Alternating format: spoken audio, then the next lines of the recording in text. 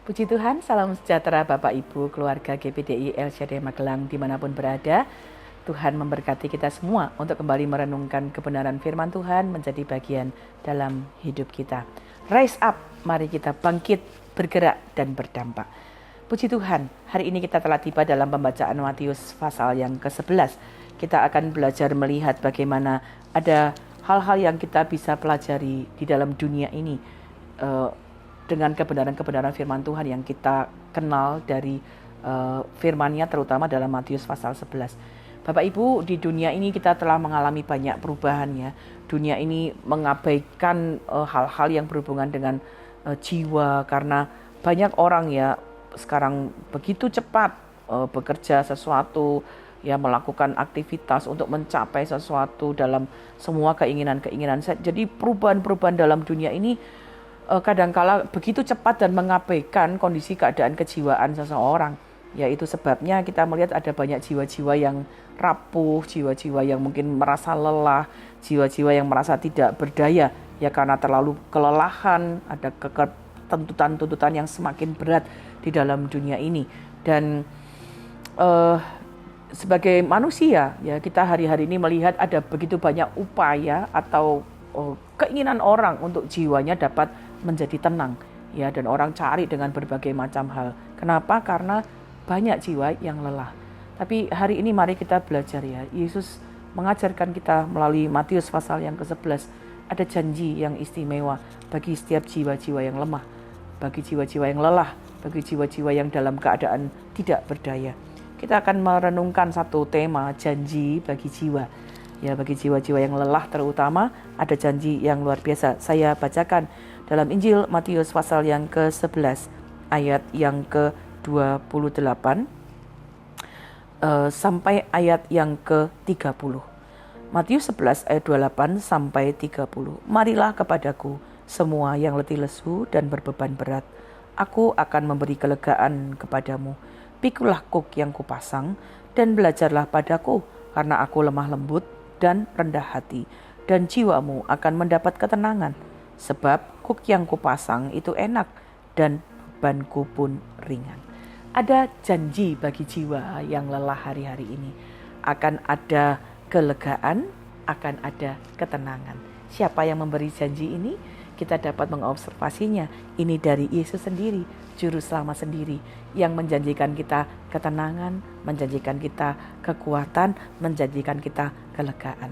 Lalu pertanyaannya adalah, apa yang dapat kita lakukan ya di tengah-tengah situasi seperti ini? Kalau kita mau mendapatkan janji kelegaan, janji ketenangan, janji kekuatan, mari kita belajar 3 langkah ya untuk kita dapat meraih janji bagi jiwa kita. Yang pertama, ada satu catatan yang kita bisa lihat. Sekali lagi saya bacakan ayat 28. Marilah kepadaku semua yang letih lesu dan berbeban berat. Bapak Ibu Saudara, langkah pertama untuk mendapatkan ketenangan, kekuatan adalah kita harus dengan besar hati menyadari betapa lelah dan terbebannya kita. Ya, jika kita nggak lelah atau kita kadang-kadang merasa wah baik-baik saja, aku nggak perlu pertolongan Tuhan ya. Kalau kita merasa bahwa aku bisa dengan kekuatanku sendiri, aku bisa nanggung sendiri dengan daya upayaku. Ya, kita mungkin kemudian menjadi orang-orang yang tidak merasa bahwa saya perlu Tuhan. Ya, toh kan saya dengan pekerjaan saya, dengan status rumah tangga ekonomi saya sudah cukup nyaman, dan bahkan kita merasa aku tidak perlu lagi undangan-undangan Tuhan yang ya pokoknya ngikut Tuhan biasa-biasa sajalah gitu ya. Tapi mari kita belajar. Ya, ada undangan Tuhan bagi kita semua yang menanggung beban berat, yang merindukan ketenangan. Datanglah pada Yesus. Ya, datang dalam doa-doa kita, datang melalui ibadah kita. Datanglah untuk mencari Tuhan. Semua yang lelah, semua yang menanggung beban berat akan mendapatkan kelegaan.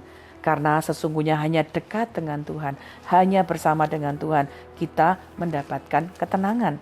Seperti Mazmur pasal 62 ayat 2 berkata demikian. Mazmur 62 ayat 2, hanya dekat Allah saja aku tenang, daripadanya lah keselamatanku. Jadi kalau kita mau meraih janji bagi jiwa kita, datanglah kepada Tuhan.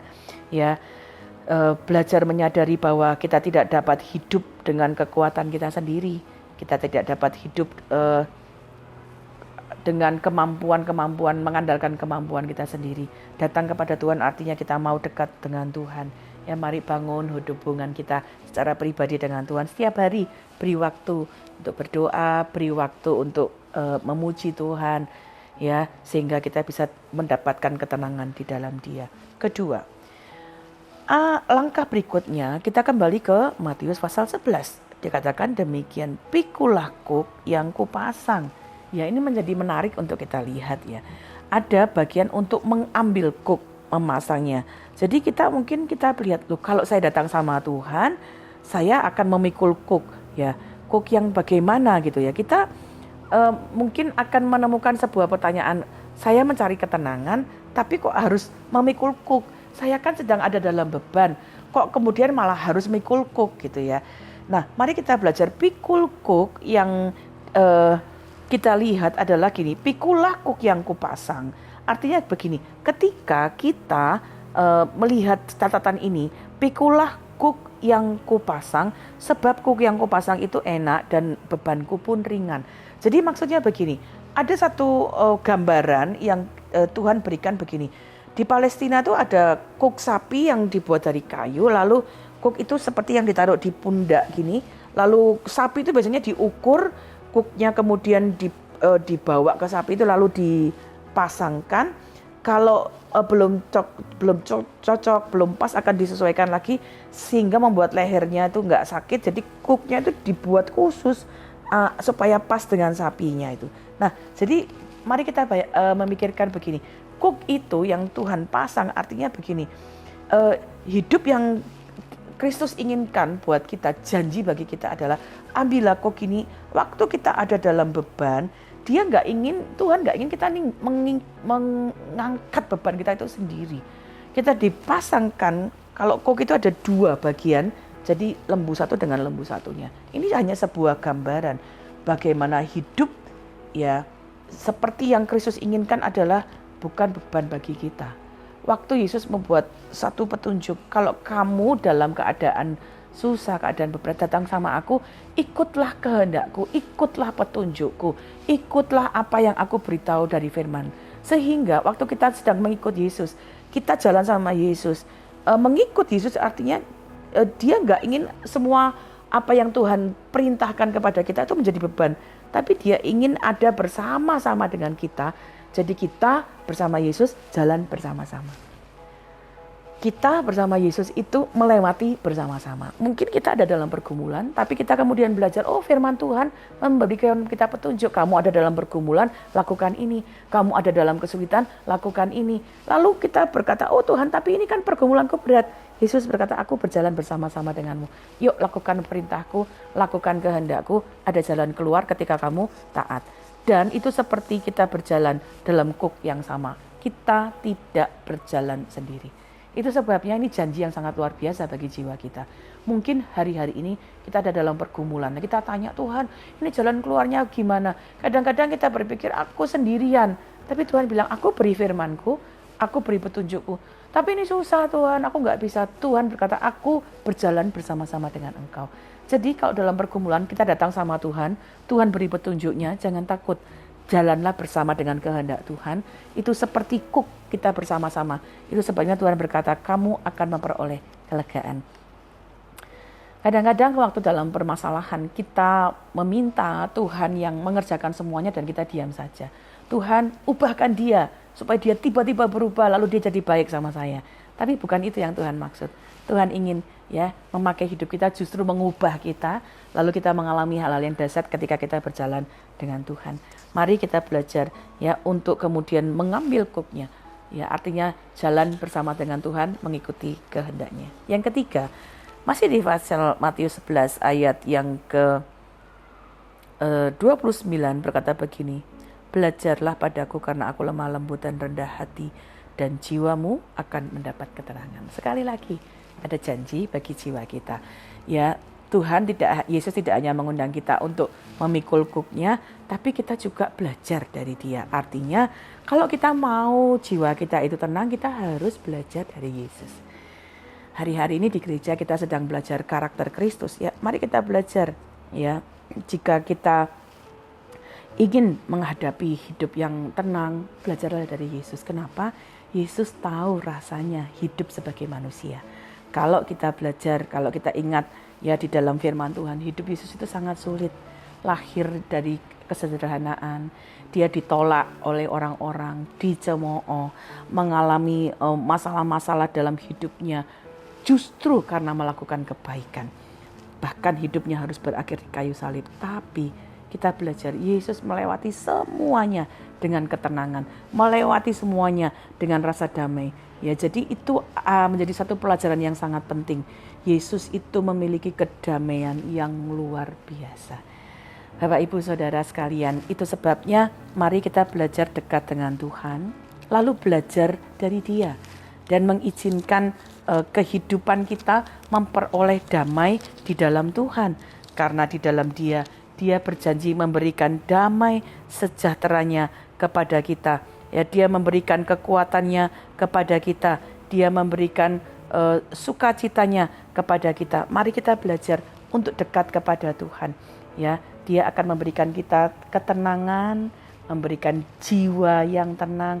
Jadi kita di mana menemukan ketenangan dari Tuhan? Di mana kita belajar dari Tuhan?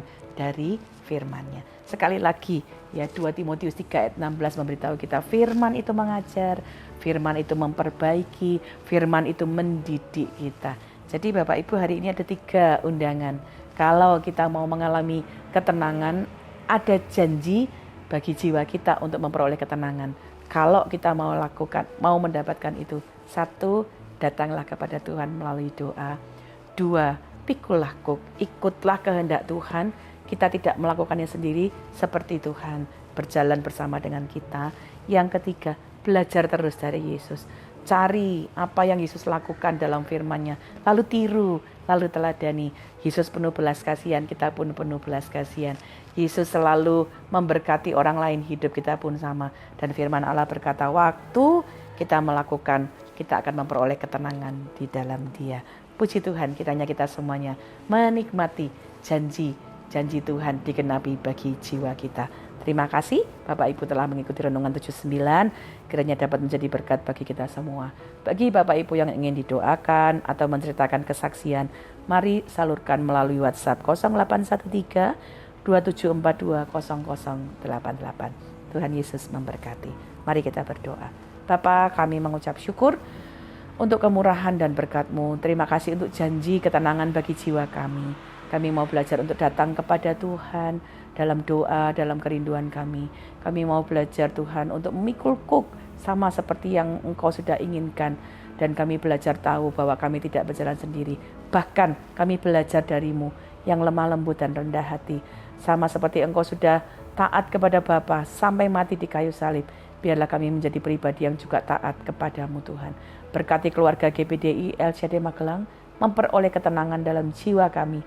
Karena kami mengandalkan Engkau. Terima kasih Bapa. Dalam nama Tuhan Yesus Kristus kami mengucap syukur dan berdoa. Haleluya.